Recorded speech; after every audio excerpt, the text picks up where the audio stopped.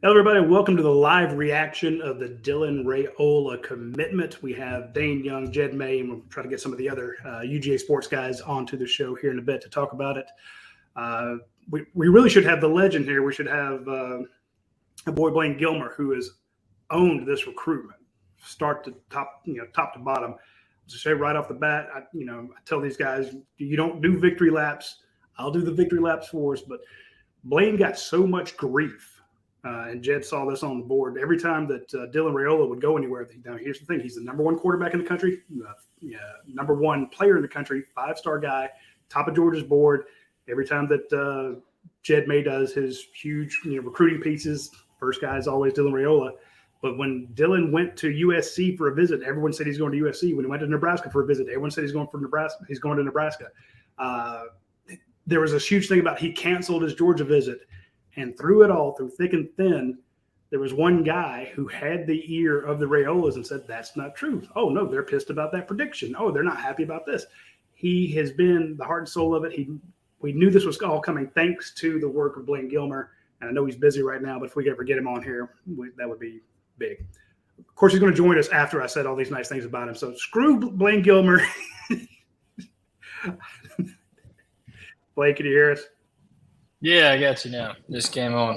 How y'all guys doing? I'm giving you your props for nailing this, the prediction and having the step by step blows you gave all the readers of UJ Sports about Dylan Raiola and what was happening. Okay, I'll go straight to you, Blaine. We'll get Jed's comments next. What does this mean? Something's going on with audio here. I'm gonna have to let me get out. I don't want to mess this up. I'll be back. All right, we're gonna drop Blaine, get Jed back. Jed, tell us about it. I mean, it's huge. I mean, I don't think there is a way to overstate this.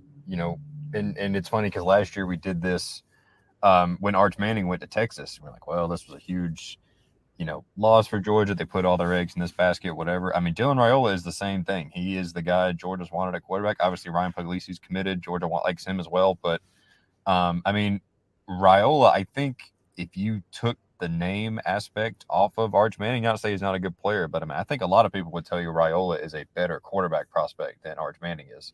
And the thing about Raiola is he's a lot more involved with like 7-on-7s and I think he knows a lot of guys. I mean, Jeremiah Smith, number one receiver committed to Ohio State, put out a tweet a little bit ago that he put the thinking emoji. So that's what to think about now. And him and Raiola were briefly committed to Ohio State at the same time, and they're both gonna be in town this weekend. Jeremiah Smith on an official visit. So it's huge. I mean, obviously, he brings a lot on the field. He's supremely talented. He's got arm talent galore. He's a big kid. He can move. Everything you could want. But the off-field aspects of this thing are just as huge as Georgia. And then listen, Georgia's 24 class is, I believe, still number one in the country. They just added the number one overall player. And adding him is gonna put them, either move them up the race or put them in the race for just even more talented guys all across the country. I think they dropped because they don't have enough commits. That's why they weren't the number one. They were number one for a while there, but then some of the other schools, you count 20 commits when you do the team rankings. I think Georgia had 11. Now this makes 12. But you had other teams like 17. So even though there were Georgia's average, Georgia doesn't have anybody that's ranked below a 4-star, and that they're the first team. The first team to have 2 5-stars now. So it's a mute point, anyways. Because Jed does all the national rankings. We know this. We've established this. Jed is responsible for it, so it's his fault. Haven't Jed? I just have a brief minute to hop on here, but I just wanted to, say it can't be overstated. I don't know what you guys have said so far, but it cannot be overstated how big Mike Bobo was in this recruitment. Really? The fact that, I don't think necessarily Todd Monken knew that he was going to be at Baltimore, but I think there was definitely some feelings throughout the program that this would be kind of his last run with Georgia. And at that time, Mike Bobo really around September, October-ish, he really started stepping into that role of being a guy that recruited Raiola very, very hard. And then the decommitment comes in December, and immediately everybody around this recruitment that we spoke to was like, listen, this is Georgia's to lose. Like, they are the favorite. And we told people that and remain, each time there would be this overreaction of, well, he visited here, he visited there, we're going to, prediction here, prediction there. And just consistently behind the scenes, all we hear were Georgia's doing as good or better than anybody in recruiting. Raiola, the relationships are better there.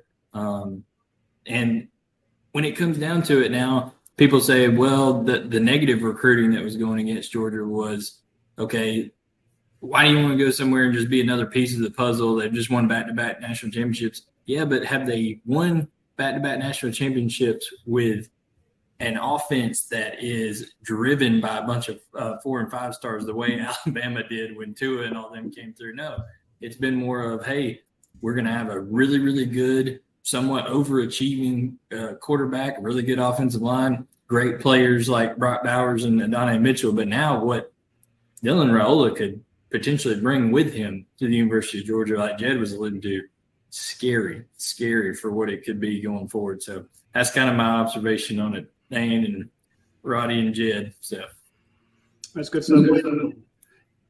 The thing I heard early on was that Georgia really wanted Arch, and we saw them go all in on Arch. There's no question about it. But we heard this about 8-9 months ago, that Georgia liked Raiola more than they liked Arch. And I don't know if that's just, sour grapes that, you didn't get Arch. And then I know some of his shine was lost with the Texas game, but people will read too much into that. He's going to be a great quarterback. I've got no doubts about it. Yeah. But after you basically went all in on one guy and you didn't get him, the pressure to land 2 quarterbacks in this class is pretty good. So they got Ryan Puglisi, and now they have Raiola. Give me your assessment on Arch versus Raiola. Is that rumor true?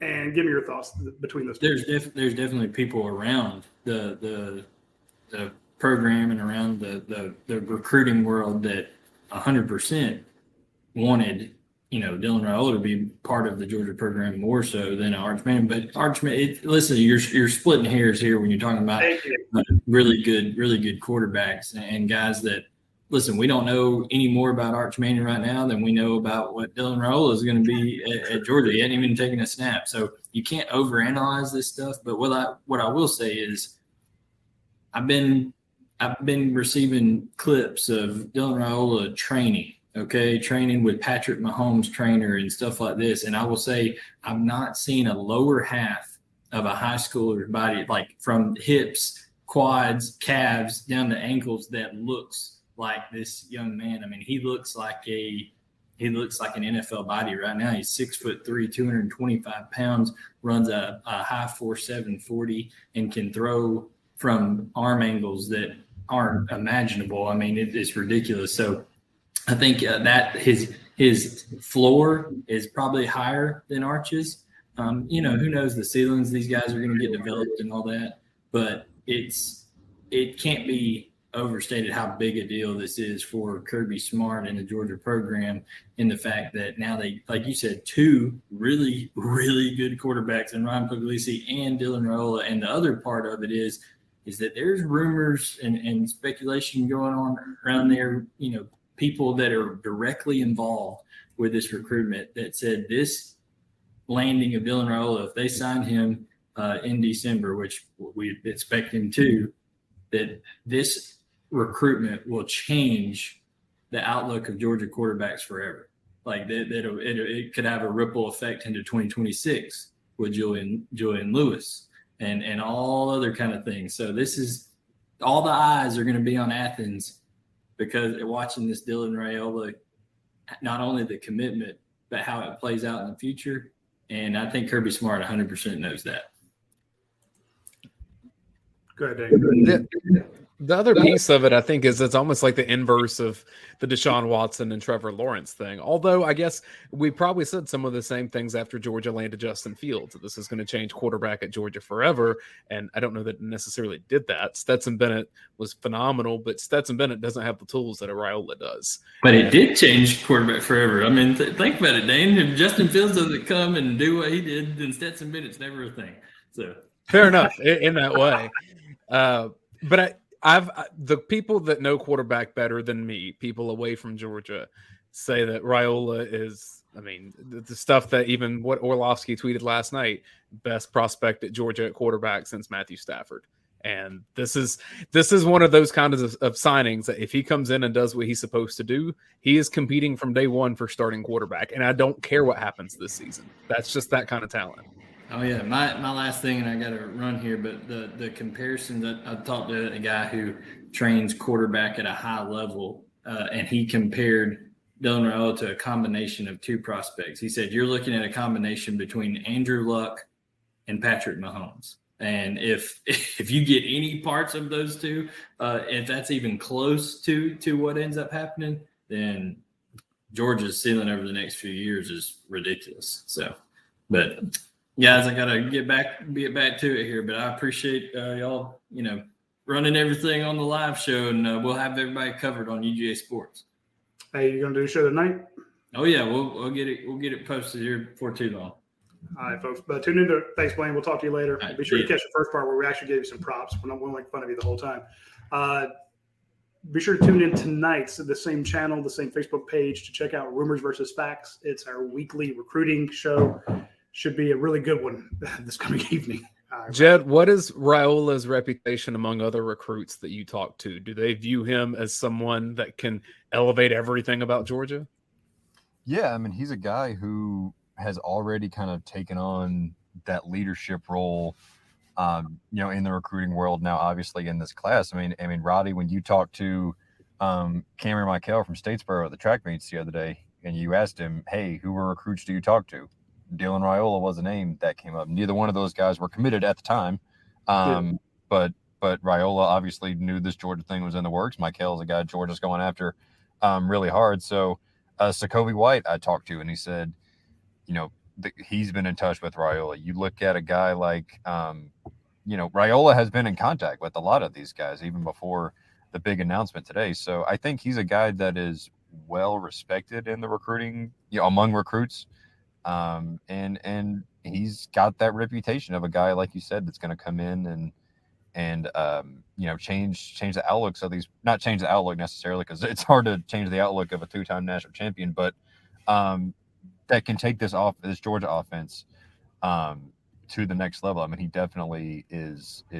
And again, like Arch just wasn't necessarily as active in that kind of stuff as Raiola was. And I think Raiola has a more, I don't know what the word is, like public engaging or presence. Yeah, engaging maybe. And I think, and listen, Raiola hasn't had the attention on him that Arch has had since he was 10 or whatever. So, I mean, from Arch's standpoint, I get it. But Raiola is definitely a guy that has a lot of connections in the recruiting world. He has connections, obviously, on the West Coast where Georgia's looking at a lot of guys, 24, 25. So it's like Blaine said, like I said, it's huge. It can't be overstated. When I was speaking to Cameron, I asked him, who else do you talk to? And he basically mentioned the dual threat quarterback that decommitted from Georgia Tech. And he goes, oh, and Dylan Raiola. I'm like, oh, you just happened to throw in that you're speaking to the number one player in the country. He goes, yeah. I'm like, so how'd that come about? He said, Dylan reached out to Coach Fran Brown to get my number. Like, wait a minute. So the number one guy in the country who, and this is not a shot against Cameron, but Cameron is not the Rivals 250. Now, Georgia wants him. He's a hell of an athlete, but he's not, a high, 5-star, 4-star guy. He's not, we don't even have him 250. We should move him up because Jed should move him. I think we have him a bit tragically underrated for what he can do. Georgia wants him as a cornerback. Kirby's like, hey, look, you just come here maybe, and he wants to play wide receiver just because he's more familiar with it. But the whole point is this is not, when you list, knowing that Dylan's talking to Jeremiah Smith, that makes sense, okay? 5-star quarterback, former co-Ohio State commit.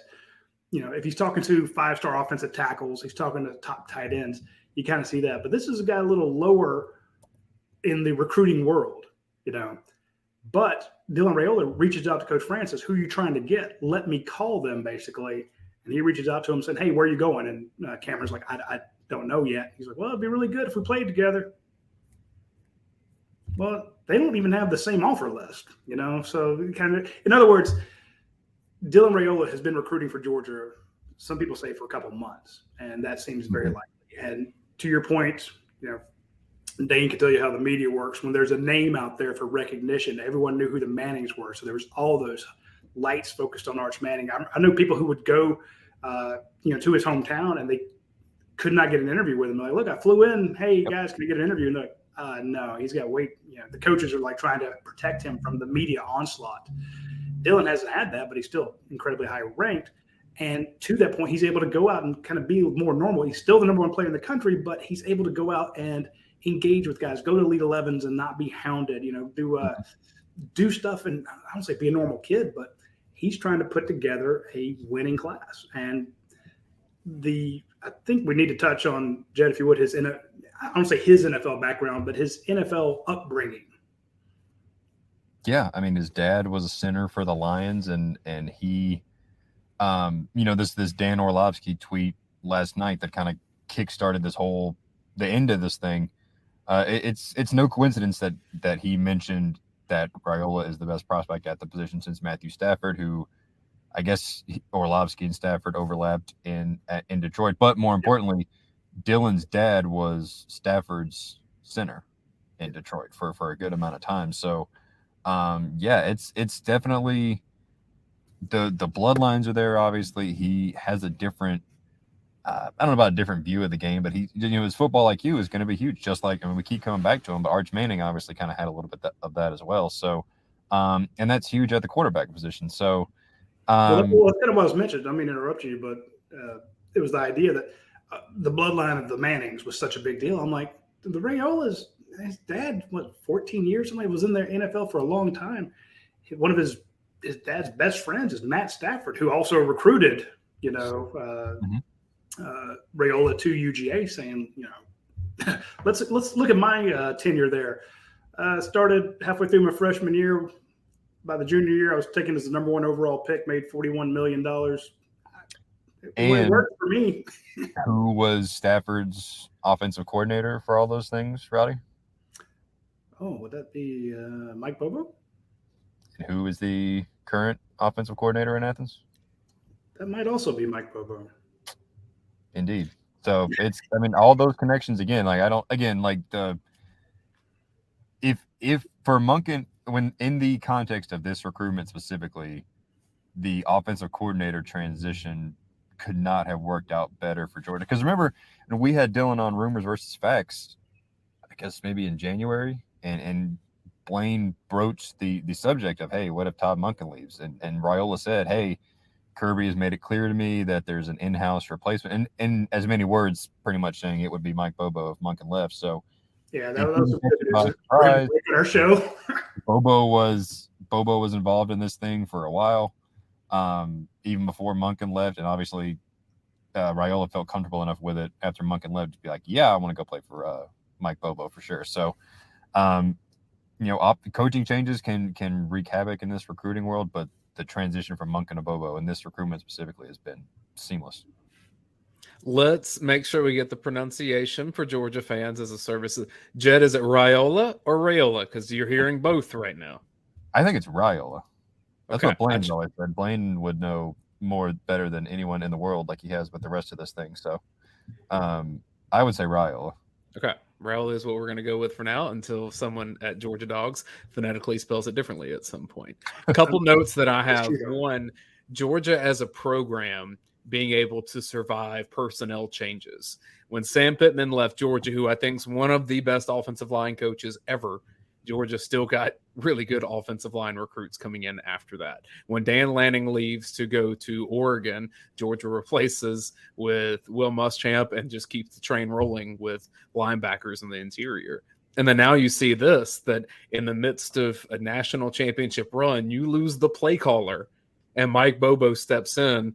and secures. One day we may say this is the most influential recruit in the history of Georgia football. Like, this is potential to be that level. I don't think we're there yet. Only time tells that. Only production tells that. In terms of what I've seen on game tape from Raiola, you see a lot of the comparisons to a Patrick Mahomes because of the different arm angles, and he can throw across his body. There's never a play that's dead. One thing I'll tell fans, this is not the Lamar Jackson, Anthony Richardson type of runner. He can extend plays, but he's trying to throw the ball. He can go run a little bit, but this is not going to be a guy that in the SEC is an open field sprinter, get you 30 yards. I would imagine Stetson Bennett is as fast or faster than Raiola, which Stetson Bennett in the open field was pretty darn fast in the SEC. But all the measurables in terms of arm strength and arm accuracy and being able to distribute the ball to your playmakers, he excels at that as much as you can. The people that I know that know quarterbacks well say that he's the best recruit since Trevor Lawrence. And Trevor Lawrence was incredible. He's still incredible. And I think Raiola could be potentially on that track. The only thing that gives me pause, and this is going to be a celebration of Georgia and celebration of the quarterbacks and all that. The only thing that gives me pause is the number of times that he's transferred high schools. And guys always have reasons for why they do that. But I've covered enough players now. If you move around a lot in high school, are you going to move around a lot in college? And it's easier than ever. We'll see. He seems to be pretty locked into Georgia right now. Yeah, he did have a decommitment from Ohio State. Don't care about decommitments, but if you start hopping around a little bit, it changes perception pretty quickly, even for the NFL.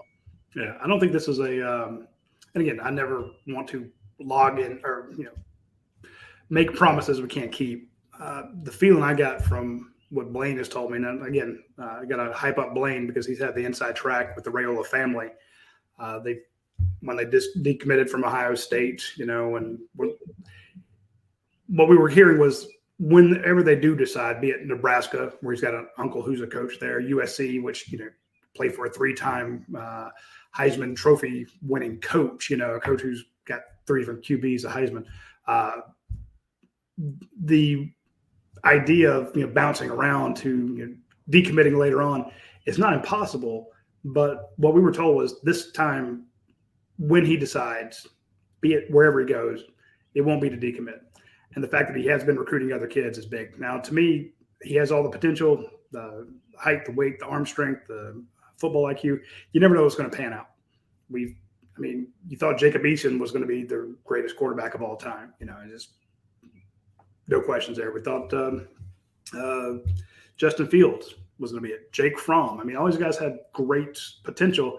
Being quarterback is tough. And then a guy like Stetson Bennett, who just wins, can have a couple ugly throws, but he gets your team there. And I do like the idea that if you can have one of those guys to be that star, because right now, if you look at certain schools, you think of them as, RBU, quarterback U, whatever. Georgia's been RBU for a while. It's turning into linebacker U. But Georgia used to get negatively recruited on when's the last time they had a defensive lineman drafted? And it was a long time before they actually had one. But once they started getting him, once he's got the Jordan Davis and Devontae Whites and guys like that started being drafted, now all of a sudden all these other high school kids are coming. When you had a couple of Butkus Award winners, now you have a ridiculous inside linebacker room, hell, a ridiculous outside linebacker room.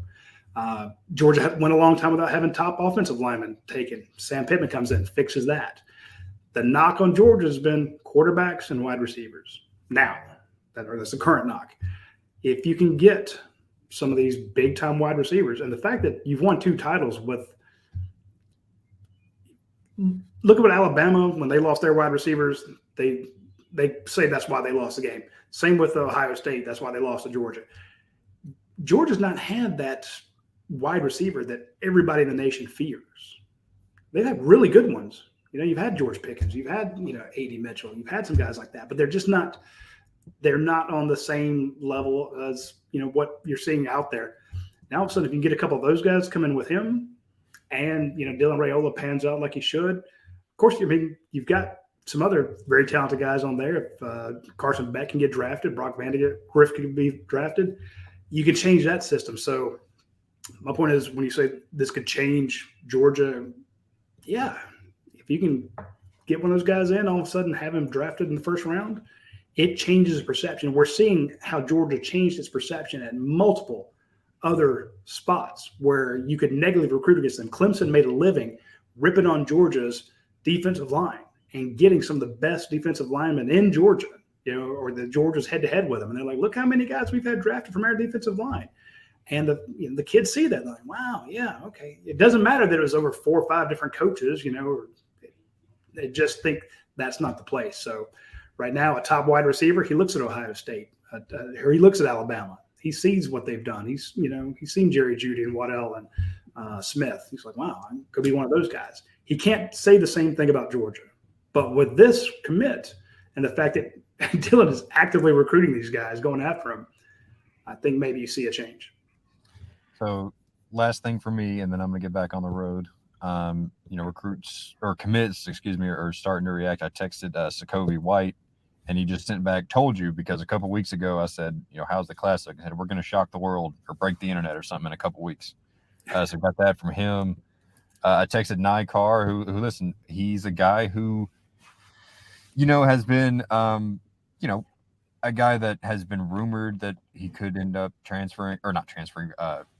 flipping to Florida State along with Landon Thomas. I texted him, and he said, let me make sure I get this right. He said, it's great to have him on board now. I feel good about everything. This feels like the new wave.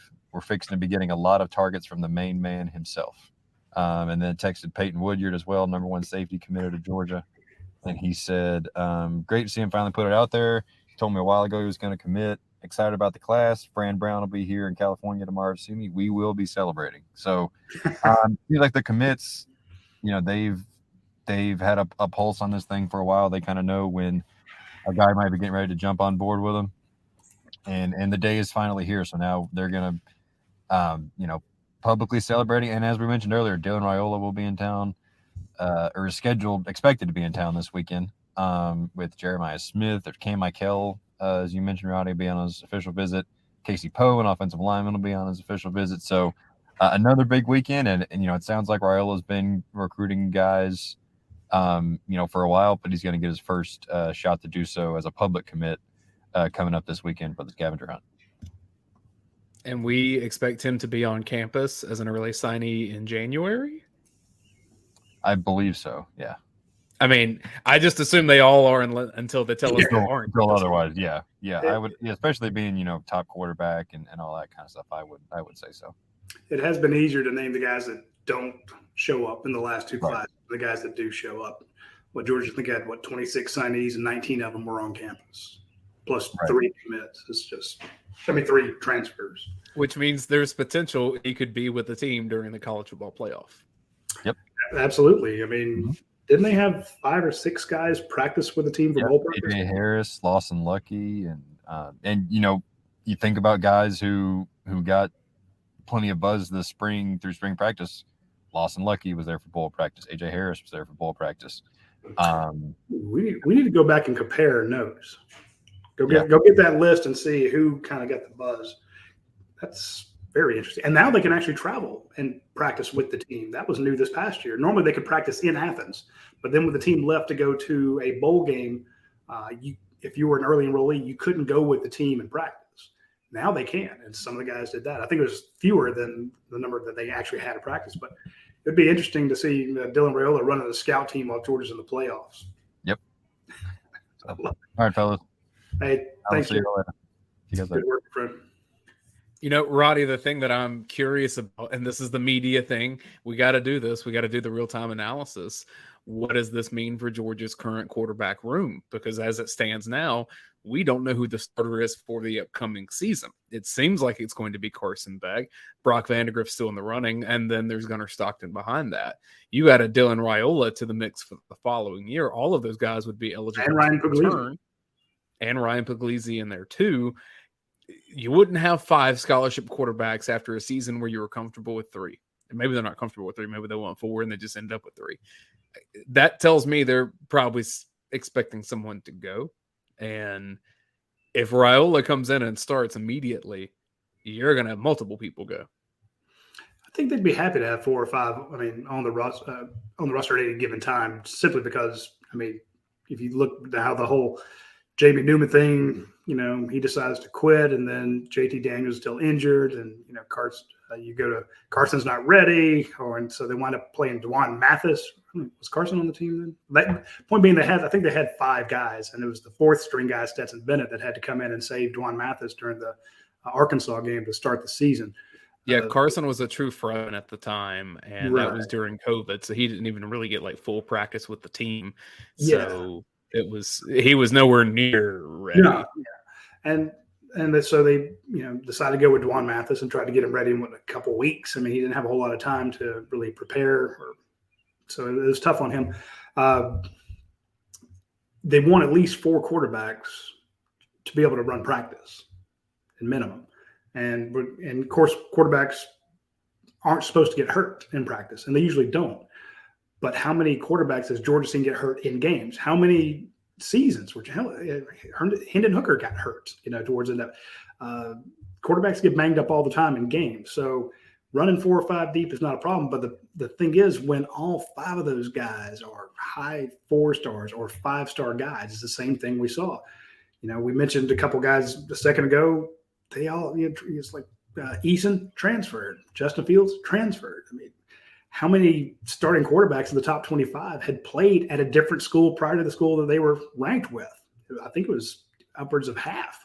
So quarterbacks transfer all the time. That's not to say anything against them, but you basically have one guy, who's going to play the vast majority of your snaps. So it's not like cornerbacks. You take Kamari Lasser out and you put in Nyland Green, then Nyland's kind of happy because he got a bunch of snaps, but you're not rotating QBs very often. So when you do have a glut of talent at the top there, guys go looking for opportunities elsewhere. So the other piece of it too, though, is that with the expanded college football playoff coming during Raiola's era at Georgia, I think all of these teams are going to have at least 2 quarterbacks that they feel really good about playing. Because if you get to your 13th game and your quarterback gets injured, you can't have your whole team fall apart because of one injury. Yeah. And it's hard to find quarterbacks that you feel confident that they know how to do everything. If Georgia would have lost Stetson Bennett last year, and he played hurt a lot of it, but if they would have lost him 4 games, that would not have been as good of an offense last year. No, absolutely. And this year it may be a little bit more balanced because Vandegrift and Beck do different things. I'm just saying that I think there'll be a time where you want 4 scholarship quarterbacks and you want 2 of them to be ready to go right now. No, well, they kind of want that every day. I agree with you 100%. I kind of look at like with the running backs, you can have 4 or more 5-star running backs, and the way Georgia rotates their backs, everybody's getting the ball, everybody's getting their clips, everybody's getting their Instagram posts, everybody's getting their highlight reels made up, to be able to go pro. Quarterback is a little bit tougher, but like you say, when all of a sudden you've got extra games now, and we've seen guys get banged up towards the end. You're sore, things hurt, and it's so easy to just have a offensive lineman roll into your ankle, and all of a sudden, you're going to a guy who hadn't played a whole lot. So yeah, you got to do it. I just think it's easier to maintain a stable of 5-star running backs or even wide receivers, because you're running so many different. We've seen Georgia have to balance a bunch of really good tackles. Georgia's second string offensive line could probably, last 2 years started a bunch of different places, but you're saying, look, I know you're a 5-star coming out of Marius Mims, just be patient. And he thinks about transferring and puts his name in the portal, looks at Florida State, then comes back and it blows up. Some of the guys who've waited have really, Robert Beal, very highly touted. He waited his turn. Chris Smith waited his turn. All those guys, it works. So Kirby's able to show them, look, have patience. My only fear, though, is if you are a Carson Beck, you've been – first thing he told me in L.A. was, I've been waiting for this a long time. Because I asked him, are you ready to be in that fishbowl, to be, just under the microscope as a quarterback? He's like, I've been waiting for it for a long time. He used an exclamation there that I won't repeat. Brock Vandegrift. We've been waiting on Brock, for some time. Carson Gunnar Stockton. Can Gunnar wait, 2 years to get his chance? I just don't know that any of those guys, I shouldn't say anything about them, but it's just tougher to have that patience. Even if, like you say, the coach is like, look, I need 2 of you ready to go. I'm going to give tons of snaps with the number 1 so that we have interchangeable guys who can go with the ones. if you've been there 3-4 years and you just don't see playing time down the line, somebody's going to take off. I want to pull up the vault over at UGAsports.com just to give non-subscribers that follow us here on YouTube just a glimpse of some of the headlines of reaction that you see. And there's a lot of fun stuff in here. If you were jacked up about this commitment for Georgia, you need to be a member of UGAsports.com, which you can get 30 days free, I'm pretty sure, with the new promotion. I think I saw that. I'm a terrible marketer when it comes to remembering what promotion to promo code UGA30. That always works. Boom. UGA30. I'll put it in the things that will get you access to the board. That's where, see, all these people, they knew this was coming. If you've joined us, and we appreciate the hundreds of you that are here, please hit the like button. If this came as news to you out of left field, that means you're not a member of UGA Sports. Be a member of UGA Sports. Try us out free for 30 days. Use promo code UGA30. That'll get you access. We have 2 huge message boards. We have a lot of them, but the 2 biggest ones are the Vent. That's where everybody goes and talks about UGA Sports, football, everything. Recommendations. It's a great community, biggest community by far in the Georgia football universe. Then we have the Vault, which is just recruiting. Go to the Vault. The updates over there are amazing. So I might have to go click on that Blaine Gilmer appreciation thread because he was dead on this. When you watch, if you have questions, put them in the comment section and we'll get to it. Yeah, throw your questions over here. And thanks, Todd. This is a really nice comment. Just says, makes an old UGA sports guy smile. The great work that we're doing, you are killing it. Hey, without Todd, we wouldn't be here. Todd's one of the original guys that helped who launched, and made UGA sports what it is. So we appreciate it, Todd. Thank you, Todd. Appreciate that. All right, get your questions in the chat over here if you want me and Roddy to opine about it some more. Again, I'll just kind of reset where we're at. Dylan Raiola, top player in the nation for the class of 2024, best quarterback in the country, son of Dominic Raiola, the former Detroit Lions center, who was the center when Matthew Stafford was playing there, commits to Georgia. He will be a Georgia Bulldog, and it looks like he will likely be, until I hear differently, I'm going to assume that he is an early enrollee. And you're shaking your head about Ohio State losing another quarterback battle. That's just rude, Jonathan, but funny as hell. I like that. Where did Brent say Ohio State's now 0-2? Yeah. Brent Rollins, our great guy, your partner on Film to Lie. Georgia's now 2-0 versus Ohio State in a little over 5 months. Always be recruiting. The thing that I'm most excited about in watching the game film of Dylan Raiola is, as much like there's a ton of quarterbacks that can throw the ball deep and have the power. You don't get this kind of hype without having that in you. Watching his distribution within 15 yards and how accurate it is and how catchable it is, I see a lot of potential for him with a college offensive line and let me rephrase that, with a Georgia offensive line and the Georgia skill players, the Georgia tight ends. Like Lawson Lucky's going to love this guy, and they're going to become best friends. I mean, his security blanket will be there. That's why I think you see the excitement about the potential of receivers that could be following this, because a lot of Georgia's best skill guys right now are juniors, or at least getting to be draft eligible, because Brock Bowers won't play with Dylan Raiola, at least not in college. Same thing with Ladd McConkey, and Marcus Rosemary-Jack Saint will be gone. So it'll be a new crop behind them. This won't be Arian Smith catching balls from him. Georgia has some good young players at those positions too, but this makes you wonder, how can you galvanize the excitement of getting the top player in the country and then other players saying, I want to be around that, because just being in that sphere with that talent, that's going to make me look better and make me look more marketable for the NFL too. Well, and also I'm thinking, Monroe Freeling would be a junior when he's a sophomore. Good guys on the offensive line to keep him safe. But let's look at guys like Nitro Tuggle, the wide receiver out of IMG, 6'3", 190 pounds. Again, we have him rated as a 4-star. That's that guy could definitely jump up. Nye Carr, one of the highest rated wide receivers in the country. Happens to be here in Georgia. He's down in Moultrie. He's also committed. Sokovie White, another 4-star. There's 3 wide receivers with him right off the bat. Hand the ball off to Dwight Phillips in the background. Dwight's pretty good, and they're in really high on a couple other running backs. So you surround him with the tools, and that's the thing that we can kind of lament the fact that Stetson Bennett didn't have, top flight wide receivers.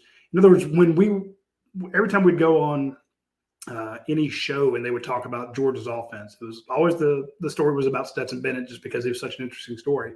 But then it was like Brock Bowers, it was Darnell Washington. It was that offensive line, the running backs, they throw in stuff about, Lad McConkey and, maybe Marcus Roseby-Jack Saint, A.D. Mitchell, Burden, guys like that. But that wasn't the ones that you were feared. The ones everybody wanted to talk about were Brock Bowers. And again, absolutely should. That is a guy that you need to talk about because there's no answer for him. So to your point, who is he going to be throwing to? And you got to think that this guy's going to come in and work with Tuggle and work with White and work with Carr. And now, can you add in Jeremiah Smith, an elite wide receiver? I mean, the guy's just freakish. So, got to think about it. If you're an Ohio State fan, and they are still so pissed about that championship game, and I don't blame them. I get it. The frustration there, what could have been. You missed a field goal that would have sent you to play TCU, a team that. Are you talking about the players or the beat writers? Because the beat writers, the players, the fans. Every time you tweet anything about Georgia, I get Ohio State fans just shit posting, talking about, it wasn't a dirty hit by Javon Bullard, we'd have won that game. I'm like, well, make the field goal, you'd have won the game. So, but now all of a sudden you've taken away, I say taken away. You had Dylan Raiola committed, and you have Jeremiah Smith committed. Dylan Raiola decommits, goes to Georgia, a team that you're just pissed off at. Imagine them losing Jeremiah Smith, a guy who loves Ohio State. And every time, and the beat media, you mentioned it. When we mentioned before anybody else that Jeremiah Smith was going to take a visit to Georgia, he was not going to do that. And I put out a tweet after a story. We did an update with him. We're like, hey, Georgia's trying to flip Jeremiah Smith, and beat media, people in the industry are like, no chance. I'm like, who the hell are you to say no chance? Have you ever covered recruiting? Well, I was joking about that in some ways because before that game, a lot of, it's not all, there were some really good Ohio State beat media people too, but they were some of the most fans as media as I've ever seen. And Georgia has its fair share too. I get that. But look, I'm sitting on the University of Georgia right now. And I get this. Like, we're all connected to Georgia in some way. I love living in Athens. It's my favorite place. I wouldn't be anywhere else. All that said, we do a job in a certain way. I can get on that high horse on another day that number one quarterback hasn't committed. All to say, I didn't see that same level of commitment to kind of separate yourself from that piece of it from a lot of those Ohio State people. And in our little group chat, that was a common topic of discussion. Oh, man, yeah, it was bad. And that's not to say that Jeremiah Smith will decommit and he'll flip to Georgia. But I wouldn't have given Georgia much chance without Dylan Raiola. And again, he knows how to recruit. This guy is active with it. I know a lot of people are like, well, why didn't he commit, months ago? If he's been recruiting for 2 months behind the scenes, that's okay. You don't always have to do it. You want him to be sure, as you pointed out, he's already been committed somewhere else. He decommitted. Let him make sure that this is absolutely where he wants to go. And then he jumps in with full feet. And again, this upcoming weekend is gigantic. Okay, folks, I don't know if you know about this, but this weekend is what they call the scavenger hunt. And Georgia is able to invite guys to come to the scavenger hunt, which to me sounds corny as hell. Scavenger hunt. What? Sounds fun to me. High school kids want to do a scavenger hunt. But it's really, the kids love it because it's an absolute blast. And you can't just have them drink beer the whole time. That's what we would do, right? Yeah, I'd be like, hey, let's open up a bottle of Pappy and we'll talk about your future here in NIL. That'd be my recruiting pitch. Yeah, it'd work for Stetson. You would have gotten him. Exactly. But the idea that they get to come and they have to go find Coach Smart, then they have to go do something and they find something, there's food there and they get fed really well. Then in other words, each location highlights something about the university, something about what their life would be like if they were a student athlete here. And the end result of finding it is pretty cool. It's a spirited competition. Everybody, the first time I heard about it, I'm like, this sounds stupid. What 55-year-old mom came up with this idea? Let's have a scavenger hunt. And then the reviews came out and every kid's like, that was the most fun I've had. Everywhere else I go, we have a nice big barbecue. they play music. We played games. Or back in the old days, you didn't even do that. You had them camp. You had the kids come and work out. So they're like, this is a lot more fun than camping, and having to go head to head. But you've got a huge number of guys coming in this weekend. And if Dylan Raiola, he's supposed to be there. He's got some other stuff coming up, but he's supposed to be there. If he's there talking to these kids, recruiting them during the scavenger hunt, it means so much more to say, yes, hi, good to meet you. Good to meet you face to face, or good to see you again. Yeah, I committed early, committed on Monday. So it's been a great week. When are you committing? We're going to do so much good together. They've already got 2 titles. They've been able to prove that they can win. They're set up to, be in the playoffs for year 3. Year 4, they got, we'll be here in year 4. We'll be freshmen. You see how many freshmen they play? If you come with me, hey, let's go throw the ball. Hey, you block for me. Hey, you play defense for me. Because he's not going to do just offensive guys. He's going to want the best outside linebackers, the best safeties, the best. You see Peyton Woodward, good after. By the way, folks, Peyton is – I've never seen anybody retweet and be more positive about Georgia stuff in my life. This kid is kind of like Richard LeCount back in the day. Like that yes. was – I said back in the day as if that was like 17 years ago. Jeez. But every time I get a notification, Peyton Woodward has retweeted your story about a 3-star punter. Okay, thanks, Peyton. So. I'm glad you mentioned that about defense, though, because the players I've interviewed in the recruiting process, and I don't do it as much as Blaine and Jed, and I'm kind of going back to my TV days a little bit because I mainly cover the current team now. Right. But the ones that I've talked to, like a defensive player wants to have the confidence that the quarterback on the other side is going to make it where the defense can make some mistakes or have a bad game. They don't want to have to go limit the other team to 8 points the whole time. They want to have the confidence that if this gets in a shootout, because most high-level college football now ends up in higher scoring games, that quarterback on the other side can help. The other thing, though, Roddy, I think there are 2 fan fallacies that this particular day pokes a hole through. One, and Blaine did a really good job, I think, of explaining this. When Mike Bobo was hired as offensive coordinator, there was a sector of the fan base that thought, this is a little bit of a lazy hire. You just rehire improve your chances of Dylan Raiola. I remember seeing that. Right. There's just all these things out there of like, you got Todd Monken from the NFL. It would have been great to go do something like that again. And then Bobo does this. It was an inspired hire in the sense that he loves Georgia. He knows Georgia. He's going to be at Georgia for a while. He can work for Kirby Smart. They know each other super well. And then he can do things like this. And so the game day coaching comes after this. But when you have a Dylan Raiola as your quarterback, it makes that part a lot easier. The other thing, the other fan fallacy is that Georgia doesn't recruit as well with some NIL related things. And maybe you can point to a few small examples of that. But what I can tell you is that the number 1 recruit in the era where NIL has been the strongest, which is right now, just selected Georgia. Did that have anything to do with NIL? I really don't know specifically. He may be one of the players that says, I don't need any of that. All I want is to be developed and go to the NFL, or I want to do my own thing privately, because I promise you he'll find the cash around him if he's a star player at Georgia. Like, that's a piece of the pitch, is that you can be a Brock Bowers. You don't need the collectives and things to help you. You'll get your agent and they'll do their things on the side. And then you're going to go to the NFL and be a top 10 pick. That's kind of the path. Yeah. Maybe Raiola is more of like that side of it. But even if he isn't, I'm just saying Georgia is getting a really, really, really good recruiting class. And so that indicates to me that if Georgia's behind in NIL, it doesn't matter, or Georgia isn't behind in NIL. No, you're right. Well, they are behind. So, folks, if you want to help Georgia out, and I'm sure the folks at Classic City Collective would love to hear from you, because it comes down to me, there's 2 things with why is Georgia behind in NIL. One, you can only ask donors for so much.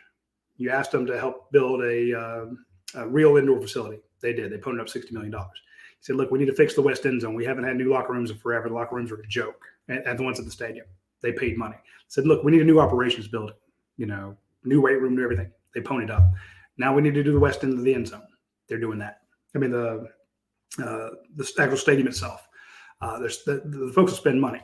You go to them and say, look, we're trying to get this wide receiver. If you have a lawyer, if you're a lawyer, you have a car dealership. If you can set up something with this kid to promote your law business, promote your dealership, that'd be great. And then we could present it to him. You do that. But then the next year you come to him, hey, we need a defensive tackle. Year 3, you come to them, hey, we need a cornerback. It's like, how much can you do? Where's the big dollars? Where's Delta? Where's Coke? Where's Home Depot? They spend millions and billions of dollars in advertising. If you can get those corporate guys start funneling money, then it changes.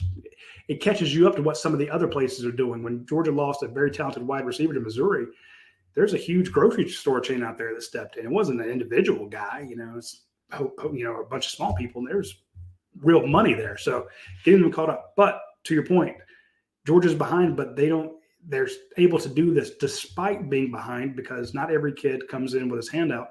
And Georgia is pitching the fact, like, look, you can make, $800,000 in NIL deals. You can make, we can't give it to you, but this is what we think you can make. And we know there are people out there that want to work with you. We can't set it up, but talk to the Classic City Collective that they can help you out. But when you start saying, look, we had 3 guys go in the first round, they just signed contracts for $50 million. If you can succeed here, we're going to give you everything to develop you to get to the NFL. We set a record last year with the number of guys drafted. We set, 10 more guys this year, 25 guys in 2 years. No one's ever done that before. All the guys that started against Michigan in this bowl game down in Miami, everyone has been drafted, on the defense. That's able to get guys to sign up and just say, oh, okay. This other school is offering me like $300,000, and you guys maybe only have like $160,000, but yeah, I'm gonna go do that. So, to your point, it is a big deal. In the Raiolas, I don't think NIL ever had a big deal. I think the quickest way you could turn them off was to start pitching NIL deals. His dad's a longtime NFL veteran. It's not like they're hurting for cash. Isn't that the hardest part in recruiting for these coaches, though, is to understand what's going to excite the players and what's going to turn them off? And Georgia tends to have the fail-safe right now, which is you want to come here for 3 years and then be a top pick in the NFL draft, because we're doing that better than anyone else right now. Yes. And that's not anything that's up for debate. No kid's scared to hear that. The 2 things about recruiting, you talk about fallacies. The number 1 fallacy in recruiting is a kid wants to come win a championship. They do not. They do not. Half of them don't even watch college football.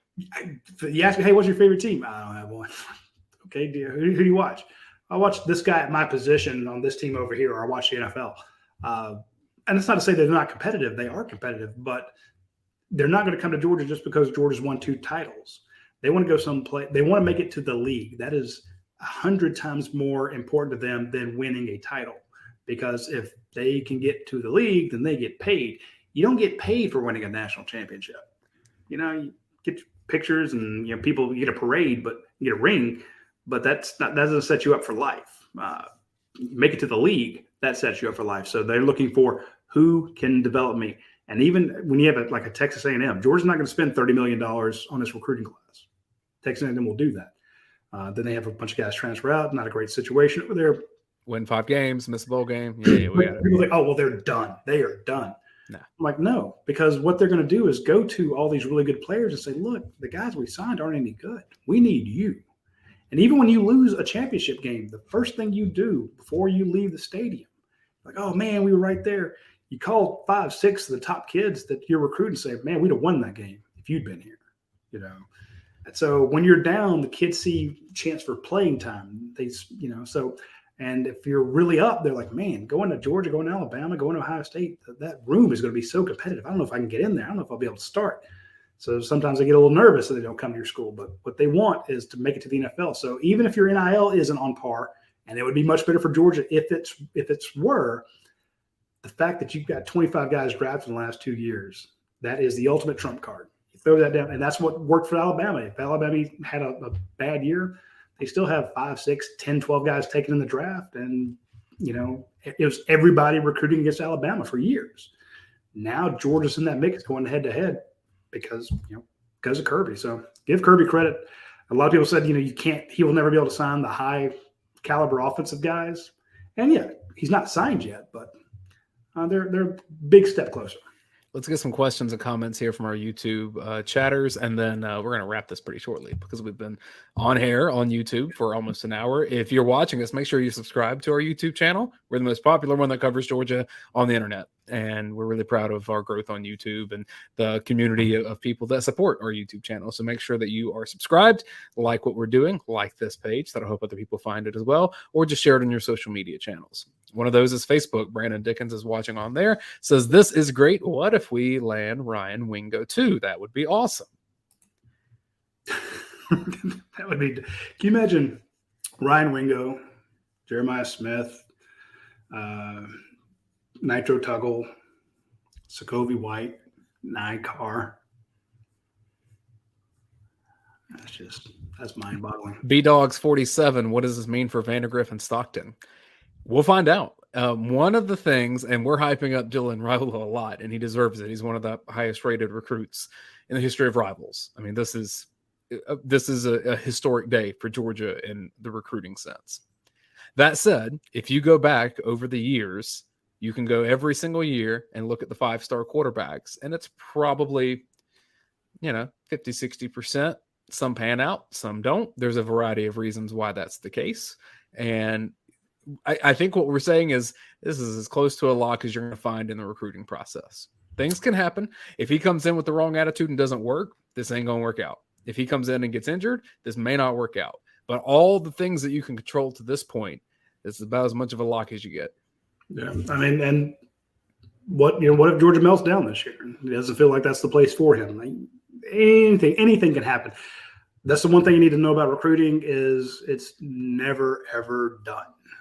And now with the transfer portal, it's never done. So, but going back to Ryan Wingo, I forgot his height and weight. I want to look back. He's a 6'2", 195-pound receiver out of St. Louis. I want to look back at the size of some of these guys because I went and saw a kid today that Georgia's recruiting at the slot, on Saturday at the slot position. He's like 5'8". I'm thinking, okay, and the kid could fly. He ran a 10.6. Zion Reagans ran a 10.6 100-yard dash in the heat. And then he's a 2-time state track champion. And he was going for his 3rd one as a junior. So this is a kid who can. He won as a freshman. He can obviously fly. He beat Sammy Brown and Cameron Michael in that heat about handily, but he's small. And I'm thinking, okay, what happens if here's your next Ladd McConkey. But if you have if you get a Ryan Wingo and you keep those other guys, and then you're in it for a Jeremiah Smith, I don't know that he has a spot, because it's like, yeah, we could take this super fast kid, but these other guys are just off the chart. So that's just mind-boggling. What could happen there? Now, the other piece of this that happens is, yes, there's the positive recruiting that comes from Raiola will be at Georgia. He will recruit all of these other players to try to play with him. Some players will want to try to play with him, even if he didn't recruit them. There's all of that. And thank you for Darius Sr. checking in. Oh, yeah. Son's going to have a big year, Darius. I'm feeling good about it. The other piece of this, though, is that the second that recruitment, that commitment was made public on Dylan Raiola's Instagram page, there are a lot of players, including current Georgia players, they get text messages from different people. And they say, well, if this star is coming into the program, there's probably just not enough shine for you. This gravitational pull is going to take away from what you can do. Look at the opportunity you'd have to come over here and do your thing here and be that guy here. All of this happens. It's the recruiting business. It's happened forever. And now it happens on current rosters more than ever has. Hey, go back and look at the amongst the first comments on our on this live chat here, where people talking about coaches trying to poach the 2 quarterbacks. Yeah, like, yeah, and guys, I'm not going to say that I'm sure those coaches were not doing that, but someone in that there are coaches out there who have friends and assistants who still remember. Who you met during the recruiting process. So you could text a friend of the family or, a former high school coach and go, wow, do you see Georgia just got another commit? That's going to make it tough for our boy Gunner. That's going to make it tough for our boy Brock. Man, I wish he had signed here. We could definitely use him. I mean, a direct connection, and usually it's a little bit more layered than this, but look at Buster Faulkner going from Georgia to Georgia Tech, and you saw a few things happen. One, Don Blaylock going there. There was another one of I think it was a former walk-on that transferred to Georgia Tech. But then you see Aaron Philo, quarterback prospect from Prince Avenue Christian, commit to Georgia Tech, someone that he already knew there. That's a very, on-the-nose connection of you're going to lean on the people that you know and the people that you met in your world. And this is a very small world of college athletics. And a lot of these guys have coached at a lot of different places. And a lot of the high school coaches have met all of these guys during different recruiting cycles. Georgia players get poached a lot if there's a coach that thinks, or attempted poached a lot. If there's the thought that a backup player at Georgia may be a little unhappy, I mean, that's just feed for the fish right there. And a lot of Georgia players end up staying anyway. Some leave. It happens. Yeah. Well, as much as I lament the transfer portal, I'm thinking you're just going to see the rich get richer. What did Georgia do? They took the best wide receiver Missouri had. They took the best receiver that Mississippi State had. They took a very good cornerback that they wanted out of, they fought for, Smoke Bowie out of Bainbridge when he went to Texas A&M. That only made Georgia better, So the Alabamas, the Ohio States, the Clemsons, Oklahomas, their kids want to jump in the portal. You're going to lose a few. You can't keep signing 20. You have 85 scholarships. You sign 26 kids a year on scholarship. That means somebody left, somebody graduated, somebody transferred. So, well, okay. So what does this mean for Georgia's current quarterbacks? I think statistically, I saw the number at one point, I'm forgetting what it is, but it's something like half of 4- and 5-star quarterbacks end up transferring at least once in college. Yeah, that's what I was looking for the other day. It was crazy. Carson Beck hasn't transferred. Brock Vandegrift hasn't transferred. Gunnar Stockton hasn't transferred, all 4-star or above.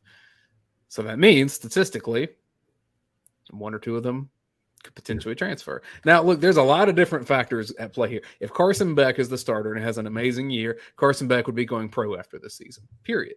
His stock would never be higher. That would be his best chance to play in the league. So that would be one roster deal already seen after there. Then do you have the thing of Vandegrift being the most experienced on the offense? Does he want to come back and say, I can control this better than someone fresh out of high school could? Or there's so many different variations of this. I think what you look at now, what can Georgia control? Georgia can control that for the upcoming season. It has 3 quarterbacks on the roster. And what can Georgia control after that? It has 2 highly rated recruits, one of them super highly rated, coming in to be on the roster for next year. How does that shake out? That's not in Georgia's control at that point. It's aggregated talent. And when you aggregate talent, you expect some of it to go away. True. Georgia's now moved up to number 3 in the recruiting rankings. Again, they definitely have the highest star average. They're the only team that has 2 5-stars committed, and they are above 4. Everybody has either 4 stars or above. There's only one other team that can say that, and it's Florida, and they just don't have as many kids. But I saw a question on there: what if Georgia could get Trader as well? Josiah Trader, he's the number 11 player in the country, wide receiver out of – I know he's out of Florida, but I don't know where. I'm trying to remember. I always get out of Hollywood, Florida. Okay. Can you imagine you get him, Nide Carr, who's also pretty damn good, number 24 in the country. Jeremiah Smith at number 2 in the country. You're in it for KJ Bolden. You already got Peyton Woodward, who's, number 9. Of course, there's Mike Matthews still floating around out there, number 7. So this could be Georgia's legendary recruiting class. And the fact that you've already proven that you can win at Georgia just sets it up, because there's so many times, Georgia signed great recruiting classes in the Mark Richt era. When this should be the team to do it. And they kept coming up short, and it drove people crazy. But now it feels like you have proof of concept. You can absolutely do it. And now these kids are like, okay, I'll go there. Winning titles is not the most important thing to them. It's the draft. It is, but you also have proof of concept there, and that you're getting so many guys drafted. So it's just going to keep building. So we've talked a lot. I guess Coach Don will do the show by himself tomorrow. Yeah. I'll just let them on there and tell jokes. All right, folks, I got to go have lunch. Yeah, let's get out of here. Full coverage over at ugasports.com. You can become a member right now. It's a good time of year to it. We have a lot of good summer coverage coming, and then by the fall, you're definitely going to be locked in to see if Georgia can go for a three-peat. Subscribe to this YouTube channel if you haven't already. Share this with your friends. We do appreciate you watching this live reaction coverage of Dylan Raiola becoming a Georgia Bulldog commit. We will continue to follow where this goes for him following his high school senior season, and then when he signs with Georgia, career at Georgia. That's just what we do. We on to the next. Thanks everybody for watching. Tonight, Rumor versus Facts is here on this channel. You can hear some of the backstory of this with Blaine Gilmer, Jed May, Trent Smallwood, and then tomorrow at noon, it'll be UGA Sports Live with me and Roddy and head coach Jim Donnan. You're not going to want to miss what Jim Donnan has to say about how you manage a quarterback room with this much talent. Absolutely. Thanks, folks.